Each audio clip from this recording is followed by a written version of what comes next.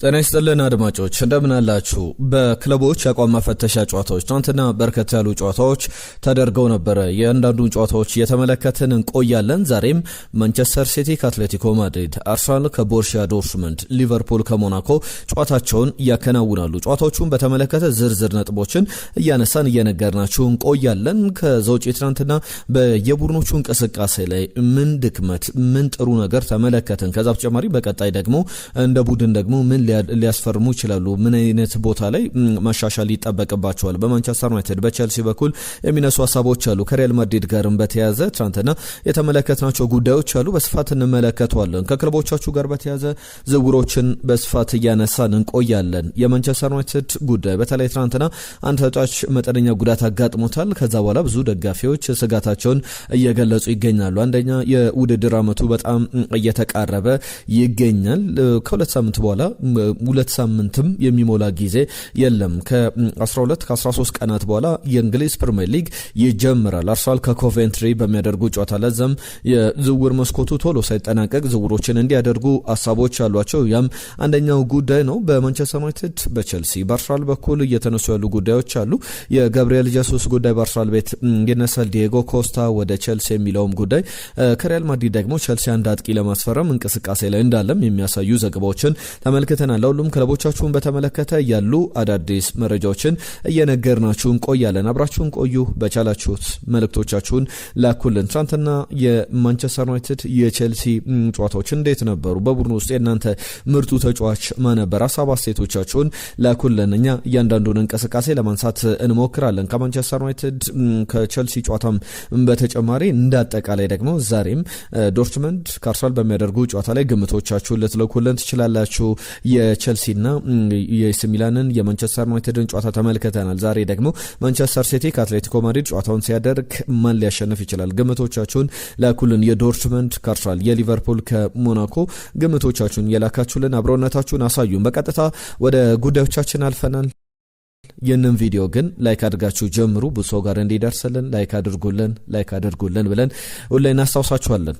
የትናንትና ጨዋታዎችን አንስተን እንጀምራለን። ቼልሲ ከኤሲ ሚላን አስቀድሞ የተደረገ ጨዋታ ነው። ከዛ በፊትም የኢንተር ሚላንና የዩቬንቱስ ጨዋታ ነበረ። ዲማርኮና ዲዩፍ ለኢንተር ሚላን እንዲሁም ደግሞ ኮንሴሳኦ በ85ኛው ደቂቃ ላይ ለዩቬንቱስ ግቦችን አስቆጥረው ጨዋታው 2-1 በሆነ ውጤት ተጠናቋል። ቼልሲ ኤሲ ሚላንን 3-0 በሆነ ውጤት ማሸነፍ ችሏል። ጃኦ ፔድሮ 2 ግቦችን አስቆጥሯል። የመጀመሪያው አጋማሽ መጠናቀቂያ 47ኛው ደቂቃ ላይ፣ የሁለተኛው አጋማሽ መጀመሪያ 46ኛው ደቂቃ ላይ እንዲሁም ደግሞ ሞይሰስ ካይሴዶ ሌላኛውን ግብ 50ኛው ደቂቃ ላይ አስቆጥሮ ቼልሲ 3-0 በሆነ ውጤት አሸንፏል። ከቼልሲ ጋር በተያያዘ የሚነሱ 1-2-3 ነጥቦች አሉ። ከ3 ዓመታት በኋላ ሙሉ 90 ደቂቃ የተጫወተ ተጫዋች አለ። የተጫዋች ሮሚዮ ላቪያ ይባላል። ወደ ቼልሲ ከመጣ በኋላ ሲኖር ኳሊቲው ይታወቃል፣ ሳይኖር ደግሞ ጉዳቱ ምን ያክል ለቼልሲ ደጋፊዎችም ለአሰልጣኝ ቡድን አባላትም የሚያበሳጭ እንደሆነ የተመለከትነው ተጫዋች ነው። በአመታት ያንን አስመልክቶናል። 3 ዓመታት አልፎታል። ለመጀመሪያ ጊዜ ነው እንግዲህ በ90 ደቂቃ ላይ ሙሉ 90 ደቂቃ ተጫውቶ የጨረሰው ሮሚዮ ላቪያ። በዚህ ጉዳይ ላይ አሰልጣኝ ቻቪ አሎንሶም የሰጠው ሐሳብ አለ። ሮሚዮ ላቪያን በተመለከተ ሜንታል ብሎኮች አሉበት ወይም ደግሞ 90 ደቂቃ አልጨርስም ብሎ በሜንታሊቲ ደረጃ ትንሽ መዳከሞች አሉበት የሚል ሐሳቡን ሲሰጥ ነበረ። በጣም ተዳክመው ነበረና እስቲ ይጫወት ብለን ነው የፈቀድንለት። ከዛ በኋላ ደግሞ እስቲ ይጫወት እያለን እያየ ነው 90 ደቂቃ ጨርሷል። በጣም ተዳክሞ ነበር 90 ደቂቃውን የጨረሰው። እንደምናስበው ከሆነ ግን ደስተኛ ነው ብዬ አስባለሁ የሚል አስተያየቱን ሰጥቷል። ጆቫኒ ኩዌንዳ እንዲሁም ደግሞ ማርኮ ፓሌስትራ ትናንትና ከነጃኦ ፔድሮም በተጨማሪ በጣም ጥሩ የተንቀሳቀሱ ጥሩ ተስፋ ያሳዩ ተጫዋቾች ናቸው። ቼልሲ ምን አይነት ታለንቶችን እንዳገኘ መናገር ይቻላል። በጣም ጥሩ ተጫዋቾች ናቸው። ጆቫኒ ኩዌንዳም እንዲሁም ደግሞ ማርኮ ፓሌስትራም ያንን ጥሩ ብቃት አሳይተዋል። ኩዌንዳ ፔድሮ ኔቶን ቀይሮ ነበር የገባው። ከዛ በተጨማሪ ሌሎችንም ተጫዋቾች እነ ዳኒ ዌልቤክ፣ ኒኮላስ ጃክሰን በሜዳ ላይ የሆነ አይነት ደቂቃዎችን ያገኙ ተጫዋቾች ናቸው። ሚሃይሎ ሙድሪክም 85ኛው ደቂቃ ላይ ተቀይሮ ወደ ሜዳ ገብቷል። ኮል ፓልመር መጫወቱን ተመልክተናል። ትናንትና ባለፈው ጨዋታ ላይ ትንሽ አጠራጣሪ ነገሮች እንደነበሩት እናስታውሳለን። ወደ ሜዳ ለመግባት ሌቫይ ኮልዌል ግን በዚህ ጨዋታ ላይ እንዳልነበረ ተመልክተናል። ለሁሉም እነዚህ የትናንትና የቼልሲ ጉዳዮች ናቸው። ሌቨርኩሰን ከሴቪያ 2-1 በሆነ ውጤት ሌቨርኩሰን አሸንፏል። ቶትናም ከሄታፍ ያደረገው ጨዋታ 1-1 በሆነ ውጤት የተጠናቀቀ መርሃ ግብር ነበረ። ከዛ ውጪ የማንቸስተር ዩናይትድን ጨዋታ በዝርዝር እንመልከት። ብዙ የሚነሱ ነጥቦች ያሉት መርሃ ግብር ነው። ማንቸስተር ዩናይትድ ከፓሪስ ሳን ዠርመን የነበረው ጨዋታ ኢብራሂም ባይ ሁለተኛው ደቂቃ ላይ ግብ አስቆጠረ ለፓሪስ ሳን ዠርመን። ከዛ በኋላ ደግሞ ብሪያን ምቤሙ ከ30 ደቂቃዎች በኋላ 32ኛው ደቂቃ ላይ ማንቸስተር ዩናይትድን ወደ አቻነት አመጣ። ጨዋታው ካቻነትም በላይ ግን ወይም ከውጤትም በላይ የሚያነጋግሩ ብዙ ነጥቦች ያሉት መርሃ ግብር እንደነበረ ተመልክተናል። በእንቅስቃሴ ደረጃ አማድ ዲያሎ የሚገርም ምሽትን አሳልፈዋል። ከዛ ውጪ ሃሪ ማጓየር ሄቨን በጣም ጥሩ ተጫውተዋል። ነገር ግን ኳላ ኳስ በሚጀመርበት ጊዜ የፓሪስ ሳን ዠርመን ባለማችን ላይ አሁን ካሉ በፕሬሲንግ በጣም ፕሬስ በማድረግ ቡድኖችን የሚታወቅ አይነት ቡድን ነውና ያንን ኮንትሮል ማድረግ ያንን ቢልድ አፕ ላይ ስኬታማ ሆነው መውጣት እንዳልቻሉ የተመለከትንባቸው ተጫዋቾች ናቸው። እንዳጠቃላይ ግን አማድ ዲያሎ ከኳስ ውጪ ከኳስ ጋር የነበረው የሚገርም ብቃት ለማንቸስተር ዩናይትድ በተስፋ ሰጪ በጣም ኢነርጃይዝ ሆኖ የተጫወተበት ጨዋታ እንደነበረ ተመልክተናል። እንዳጠቃላይ በዚህ ጨዋታ ላይ ግን ሌላኛው ጥሩ ነገር ሳምፕል ሳይዙ በጣም ትንሽ ሊሆን ይችላል። 26 ደቂቃዎችን በሜዳ ላይ ተመልክተናል። ዩሪ ተለማንስ ከብሩኖ ፈርናንዴዝ ጋር በጋራ እኩል ተቀይረው ገብተው የሚገርም ጥምረትን አሳይቷል። በሜዳ ላይ ጥሩ ሲንቀሳቀሱም ተመልክተናቸዋል። ዩሪ ተለማንስ በውድድር አመቱ ላይ እንግዲህ ጥሩ ተስፋ ይዞ ለማንቸስተር ዩናይትድ እንደመጣ የ9ኛ አመቱ ቤልጂየማዊ ተጫዋችን ተመልክተናል። ሌላኛው ስጋትን የፈጠረው ጉዳይ የሜሰን ማውንት ጉዳት ነው። ተቀይሮ ወጥቷል። ነገር ግን ጥንቃቄን መርጠን ነው እንጂ ያናክል የሚያሳስብ አይደለም ብለዋል አሰልጣኝ ማይክል ካሪክ። ሜሰን ማውንት እንግዲህ ከብርጭቆም በሳሳ ማቴሪያል የተሰራ ይመስል ከ3 ጨዋታ በላይ መዝለቅ አልቻለም ብሎ መናገር ይቻላል። ብዙ ጨዋታዎችን እየተመለከት ነው አይደለም። የውድድር አመቱ የቀድሞ ውድድር ዘመን ዝግጅት ምርጡ ተጫዋች የማንቸስተር ዩናይትድ ምርጡ ተጫዋች ብንለው የሚያንስበት አይደለም ሜሰን ማውንት። ነገር ግን በጣም የሚያጠራጥሩ ነገሮች እንዳሉ በተጫዋቹ በኩል ተመልክተናል። ያ ማለት ደግሞ አሰልጣኝ ማይክል ካሪክ የማንቸስተር ዩናይትድ ቦርድ አባላት የማንቸስተር ዩናይትድ መለማዮች የማንቸስተር ዩናይትድ ስፖርቲንግ ዳይሬክተር በጋራ በመሆን ተጫዋቾችን መፈለግ አለባቸው። በተለይ ደግሞ ሉክ ሾንም በተመለከተ ተመሳሳይ ስጋቶች አሉ። የግራ መስመር ተከላካይ እንዲሁም ደግሞ ሴንትራል ሚድፊልደር ቦታ ላይ የሉክ ሾና የሜሰን ማውንትን ቦታ በደንብ ከቨር ሊያደርጉ የሚችሉ ሲኖሩ ብቻ ሳይሆን እነዚህ ተጫዋቾች በማይኖሩበት ጊዜ ብቻ ሳይሆን ሲኖሩም መፎካከር የሚችሉ ተጫዋቾችን ማንቸስተር ዩናይትድ ማስፈረም እንዳለበት የሚያሳዩ ሀሳቦች በደንብ ተመልክተናል። ምክንያቱም በጣም ስጋትን የፈጠረ ነው የተጫዋቹ ጉዳት ለማንቸስተር ዩናይትድ ደጋፊዎች።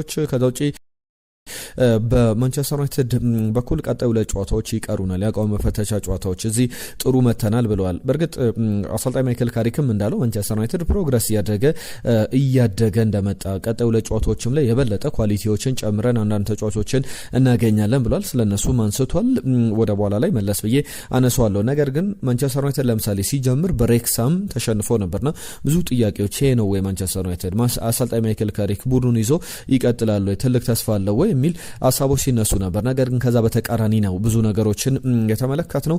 ጨዋታውን በደንብ ተመችቶኝ ተመልክቻለሁ። ከዚህም በላይ ግቦችን ማስቆጠር ነበረብን ብሏል አሰልጣኝ ማይክል ካሪክ። ከዛ በተጨማሪም በትራንዚሽንም ብዙ ስጋቶችን መፍጠር እንችል ነበረ፣ ያንንም በመጠኑም ቢሆን አድርገናል የሚል ሀሳቡን ሲያነሳ ነበርና ከዛ ውጪ ግን ከማንቸስተር ዩናይትድ ጋር በተያዘ ማርከስ ራሽፈርድን በተመለከተ አየርላንድ ላይ ቡድኑን ይቀላቀላል ማርከስ ራሽፈርድ። ከዛ በኋላ አሁን ወደ ማንቸስተር ዩናይትድ ዋናው ቡድን ያልተቀላቀሉ ተጫዋቾች ኮቢ ሜኖ እንዲሁም ማርከስ ራሽፈርድና ሊሳንድሮ ማርቲኔዝ ናቸው። እነዚህ ዓለም ዋንጫው ላይ እስከ መጨረሻው ቀን የተጓዙ የቆዩ ተጫዋቾች ናቸው።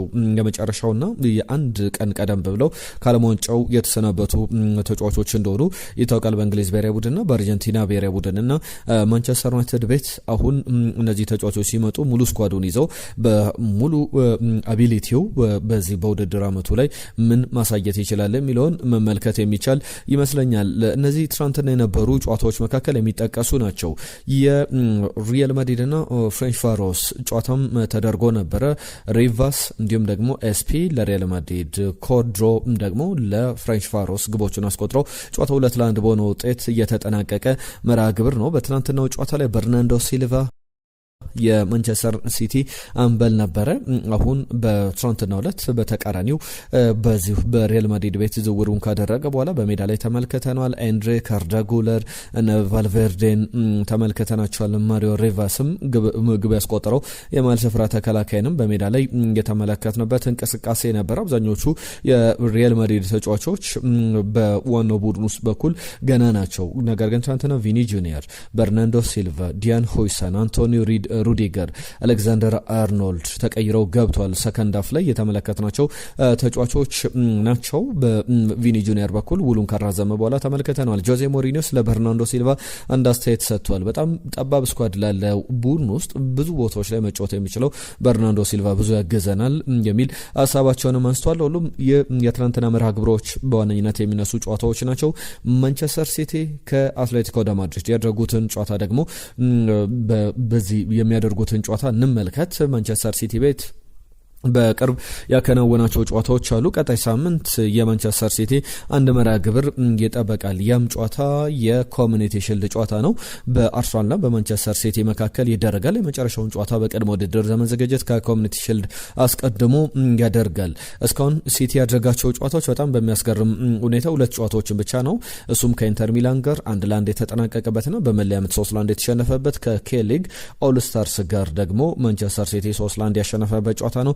አትሌቲኮን አርሰናልን ገጥሞ ለውድድር ዓመቱ ይዘጋጃል ማለት ነው ማንቸስተር ሲቲ።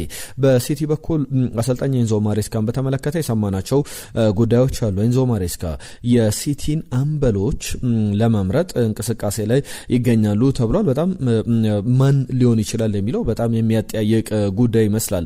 በአሰልጣኙ በኩል ሩበን ዲያዝ የቡድኑ አምበል እንደነበረ ይታወቃል። ከሱም በተጨማሪ ደግሞ አሰልጣኝ ኤንዞ ማሬስካ ባለፈው ዓመት በርናንዶ ሲልቫ ነበር ቡድኑን በአምበልነት ሲመራ የነበረው። ሩበን ዲያዝም አለ።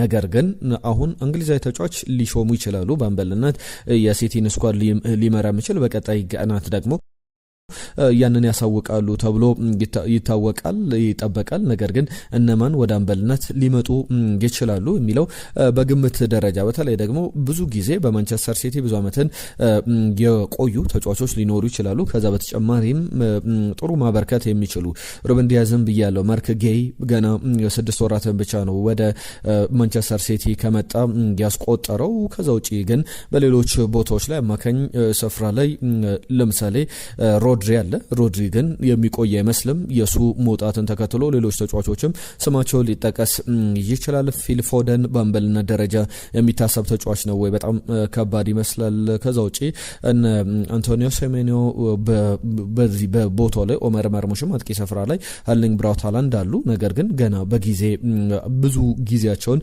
ያስቆጠሩ አይደሉምና ምናልባት ሩበን ዲያዝ ያንን የአምበልነት ሚና ይዞ ሊቀጥል ይችላል የሚሉ ሀሳቦች አሉ። የአርሰናልን ጨዋታ ደግሞ እንመልከት። አርሰናል የሚያከናውነው መርሃ ግብር አለ። የአርሰናል ጨዋታ 10 ሰዓት ላይ ይጀምራል። አርሰናል ከዶርትመንድ። ስለ ጨዋታው ብዙ ነጥቦችን አናነሳም። የኤምሬትስ ካፕ ጨዋታ ነው የሚደረገው። በኤምሬትስ ስቴዲየም ጨዋታውን ያከናውናል። ነገር ግን ከአርሰናል ጋር በተያዘ ሊነሳ የሚችለው ጉዳይ ትናንትና ብሩኖ ጉማሬዥን ይፋ አድርጓል። በይፋ ማስፈረሙን እኔ የእናንተ ዋሪየር ነኝ፣ የቻልኩትን በሙሉ አደርጋለሁ ብሏል። የእናንተ ጦረኛ፣ የእናንተ ተፋላሚ ነኝ ብሏል። ከዛ በተጨማሪም ዴክላን ራይስ ቴክስት አድርጎለት እንደነበረ ናና አብረን እንጫወት፣ ካንተ ጋር በተቃራኒ መፋለም፣ ካንተ ጋር በተቃራኒ መፎካከር ሰልችቶኛል፣ በጋራ እንጫወት ብሎ ቴክስት አድርጎልኝ ነበር። አሁን ጓደኛ ነን ብሏል። በጋራ አንድ ላይ ሲጫወቱ እንመለከታቸዋለንና በአውሮፓ ምርጡ የአማካኝ ጥምረት የኛ ነው ብዬ አስባለሁ ብሏል። እናንተስ ምን ታስባላችሁ? በአውሮፓ ምርጡ አማካኝ አርሰናል ላይ ማርቲን ኦዴጋርድ፣ ብሩኖ ጉማሬዥ፣ ዴክላን ራይስን ያዘው ስብስብ ነው ወይስ ደግሞ ሌሎች የምጠሯቸው ስብስቦች አሉ? ለሁሉም ቡድን ዛሬ ከዶርትመንድ ጋር ይጫወታል። በዚህ ጨዋታ ላይ ብሩኖ ጉማሬዥን እንመለከተዋለን ብለን እንጠብቃለን። አንዳንድ ጉዳዮች ይነሳሉ በብሩኖ ጉማሬዥ ጉዳይ ላይ። ከዚህ በፊትም በተደጋጋሚ አንስተናል። የኒውካስል ዩናይትድ ደጋፊዎች የሚዘምሩት ዝማሬን በደንብ ማንሳት ይገባል። አርሰናልን እምቢ ብለ ወደኛ መተ የተጫወትክ ብለው ይዘምሩ ነበር። ነገር ግን ያ ትክክለኛ ዝማሩ አልነበረም። አልነበረም። አርሰናል በወቅቱ በሚኬል አርቴታ ስር ከ4 ዓመታት በፊት ተጫዋቹ ማስፈረም ይችል ነበር። ነገር ግን አጌነስት ወይም ከሱን ከማስፈረም በተቃራኒ የወሰነው ውሳኔ እንደነበረ እናስታውሳለን። ለሁሉም የአርሰናልና የዶርትመንድ እንዲሁም የሊቨርፑልና የሞናኮም ጨዋታ ይጠበቃል። በሊቨርፑል በኩል ባለፉት ያደረጋቸው ጨዋታዎች ገባ ወጣ የሚል ብቃትን ያሳየባቸው ነበሩ። የአንዶኒ ኢራዮላ ቡድን ምን ያክል ዝግጁ ነው ለውድድር ዓመቱ የሚለውንም እንመለከታለን። በቀጣይ ከኮሞ ጋር የሚያደርጋቸው ጨዋታዎች ይኖራሉ። በአንድ ቀን ኮሞን ይገጥማል። በተከታታይ ሁለት ቡድኖችን ይጠቀምና የኮሞ ጨዋታ የመጨረሻው የዝግጅት ጨዋታ ይሆናል ተብሎ ይጠበቃል። ከዛ በኋላ የእንግሊዝ ፕሪሚየር ሊግ ኒውካስትል ከሊቨርፑል በሚያደርጉ ጨዋታ የሊቨርፑል የውድድር ዓመቱ የመጀመሪያው ጨዋታ ይጀመራል። ነገር ግን ከዚህ በፊት ሬክሳምን 1-0 አሸንፏል። በሌድስ ዩናይትድ 4-2 የተሸነፈበት ጨዋታ፣ ከዛ በተጨማሪም ከሰንደርላንድ ጋር 4-2 በተመሳሳይ የተሸነፈበት ጨዋታ ይጠቀሳል። ከሊቨርፑል ጋር በተያዘ እነዚህ በዋነኝነት ሊቨርፑልን በተመለከተ ሊነሱ የሚገባቸው ጉዳዮች ናቸው። ወደ ዝርዝር ጉዳዮች እንለፍ። በዝውውር ሀሳቦች ላይ ክለቦቻችሁን በተመለከተ ምን አዳዲስ ነገሮች አሉ የሚለውን እየተመለከትን እንቆያለን። ከዛ አስቀድሞ ግን የናንተን ሀሳቦች እናንሳ። ነጅብ ሰንገሮ ሰላም ቤተሰቦች እንዴት ናችሁ?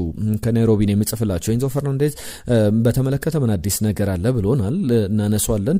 የባርሴሎና ጉዳይ ለሮድሪ ያቀረቡት ዋጋ በጣም የወረደ ዋጋ ነው ለኔ ብሏል። አዎ በትክክል 40 ሚሊዮን ዩሮ 45 ሚሊዮን ዩሮ 40 ሚሊዮን ፓውንድ አካባቢ ነው የቀረበውና ያ ደግሞ ለማንቸስተር ሲቲ በጣም ያነሰ ነው። ለምሳሌ እነ ዩሪ ቴለማንስ 35 ሚሊዮን ፓውንድ ተሽጧል። የዓለም ዋንጫ አሸናፊው ሮድሪ የዓለም ዋንጫ አንበለው በጣም በኳሊቲ ደረጃ የሚገናኙ ተጫዋቾች አይደሉም። ለቱም ጥሩ ተጫዋቾች ቢሆኑም ሮድሪ አሁን ዓለማችን ላይ ካሉ ምርጦቹ አማካዮች መካከል ቀዳሚው ስም ስንጽፍ አንደኛ ብለን የምንጀምረው ሮድሪ እንደሆነ ይታወቃልና ከዛ በላይ ባርሴሎና ማቅረብ ይጠበቅበታል። ቢያንስ ከ60 ሚሊዮን ፓውንድ የተጫዋች ዋጋ ይሄዳል ብዬ አስባለሁ። አቤል ቪኒ ጁኒየር እንኳን ቀረብን ጸቡ ይበዛል፣ ኬነን ዩልዲዝ ይሻለናል ብሏል። ከዛው ተጨማሪም ነጋሽ ታመነ ሰላም ቤስቶች እንዴት ናችሁ የሚል መልእክቱ ልኮልናል። ሚካኤል ገብሬ ጻፈልን መልእክት አለ። እንዴት አደራችሁ? አንድ መረጃ ይቼ ገርሞኝ ነበር። ዚዙ የመጀመሪያ የሚያደርገው ጨዋታ ከጣሊያን ጋር ነው። 80,000 ትኬቶች ተሽጦ አልቋል። ይገርማል። የአሰልጣኝነት ዘመኑ በፈረንሳይ ብሔራዊ ቡድን እንዲሳካለት ምኞቴ ነው ብሏል። ሰላም ቤስቶች እንዴት ናችሁ? አርሰናል ባርኮላን ቢጨምር ያለመዋዠቅ እያቀያየረ ስኬታማ ይሆናል። የቤስት ስፖርት ፋሚሊዎች ለዚህ አቀራረብ ሼርና ላይክ እያደረገን እናበረታታው ብሏል። መሐመድ አብደላ ከደቡብ አፍሪካ ከልብ እናመሰግናለን። የሱፍ መሐመድ ኬነን ዩልዲዝ ቢፈርም በጣም ጥሩ ነው የሚል ሀሳቡ ልከውልናል። እናመሰግናለን። ወደ ዝውውር ጉዳዮች አልፈናል። ከምናነሳቸው ጉዳዮች መካከል አርሰናልን በተመለከተ ሁለት ጉዳዮች ይነሳሉ። አንደኛው አንቶine ኑሳን እየፈልግ ነበር። አንቶኒዮ ኑሳን ከአርቢ ላይፕዚግ የሚሉ ጉዳዮች ሲወጡ ነበር። ተጫዋቹ ግን የ1 ዓመቱ ተጫዋች ለተጨማሪ ዓመት በተለይ ደግሞ የመስመር ተጫዋቹ ያንዲየሙንዴ ወደ ሪያል ማድሪድ መሄዱን ተከትሎ ተጫዋቹ በዛው የሚቀጥልበት እድል አለና ከአርሰናል ሊስቶች ውስጥ የዚህ ተጫዋች ዝርዝር አሁን ወጥቷል የሚሉ ጉዳዮችን ሰምተናል። ጋብሪኤል ጀሱስ ወደ ናፖሊ ባለፉት ቀናት ስንሰሙ የነበረው ጉዳይ ነው።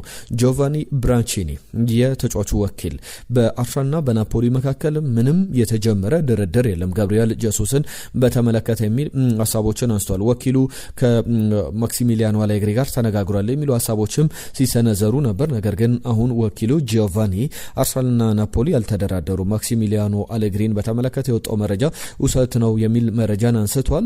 ብራዚላዊ አጥቂን በተመለከተ በናፖሊ በኩል በዚህ ሳምንት ድርድር ይደረጋል። ወደ ናፖሊም ወደ ማክሲሚሊያኖ አሌግሪ ቡድን ይሄዳል የሚሉ ሀሳቦች ሲሰሙ እንደነበረ እናስታውሳለን። ቼልሲን በተመለከተ ሁለት ጉዳዮችን ላንሳ።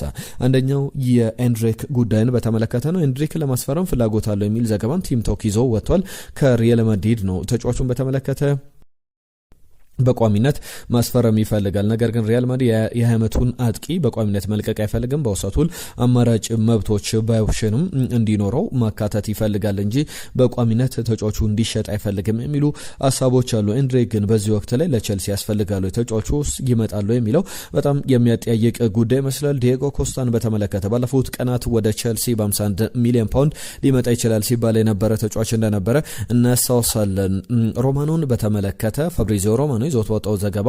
እስካሁን በሁለቱ ክለቦች መካከል ምንም አይነት እየተደረገ ያለ ድርድር የለም። የ26 ዓመቱ ፖርቹጋላዊ ግብ ጠባቂን ቸልሲ ለማስፈረም የሄደበት ርቀት ያን ያክል ነው። በቅርብ ቀናት ላይ ደግሞ የተቀዛቀዘ የዝውውር ዜና ነው የሰማነው የሚሉ ጉዳዮች ወጥቷል። ዩናይትድን በተመለከተ በግራ መስመር ቦታ ላይ ተጫዋች ያስፈልጓል ብዬ ቀደም ሳነሳ እንደነበረ ይታወቃል። ከሬሲንግ ሳንታንደር ሳሊናስ የተባለ አንድ ተጫዋች አለ። 16 ሚሊዮን ዩሮ የውል ማፍረሻው ነው። ይህንን ተጫዋች ለማስፈረም ማንቸስተር ዩናይትድ ይፈልጋል። ሉዊስ ሆልን ለማስፈረም ፍላጎት ነበረው። ኒውካስል ዩናይትድ የሚሸጥ አይደለም ብሎ አሳውቋል ለክለቦች። በዚህ መሰረት ደግሞ ማንቸስተር ዩናይትድ ወደ ሌሎች ተጫዋቾች ፊቱን ማዘሩን ተመልክተናል። ባርሰሎናም የዚህ የሳሊናስን ዝውውር ከሬሲንግ ሳንታንደር ለማጠናቀቅ ፍላጎት አለው። ነገር ግን ባርሰሎና ሌሎች ተጫዋቾች ላይ ትኩረት አድርጓል። ማንቸስተር ዩናይትድ ግን ይህንን ተጫዋች ማግኘት የሚችል ከሆነ በቀጣይ ጊዜያት ላይ የምንመለከተው ጉዳይ ይሆናል ተብሎ ይጠበቃል። ከአርሰናል ጋር በተያያዘ ኬነን ጊልዲዝ እና ብራድሊ ባርኮላን በተመለከተ እየተሰሙ ያሉ ጉዳዮች አሉ። በቀጣይ ቀናት ግን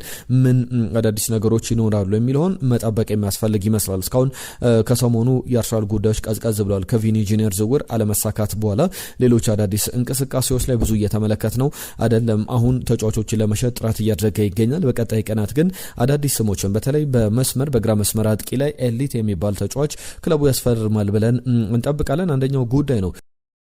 የመጨረሻ ጉዳይ ላንሳ። ከጆርጌ ሜሲ ጋር በተያያዘ የሚነሳ ሀሳብ አለ። ከዛ ውጪ ግን የሮድሪን ጉዳይ በተመለከተ ባርሰሎና ሌላ የተሻሻለ ጥያቄ ስለማቀረቡ ተመልክተናል። ሮድሪን በተመለከተ ለሪያል ማድሪድም ተጫዋቹን ፍለጋ ዳግም መምጣቱ የሚቀር አይመስልምና ባርሰሎና ቶሎ ዝውውሩ ማጠናቀቅ ይፈልጋል። በዛም ሂደት ሌላ ዙር ጥያቄ ስለማቅረቡ ሰምተናል። አንደኛው ጉዳይ ነው።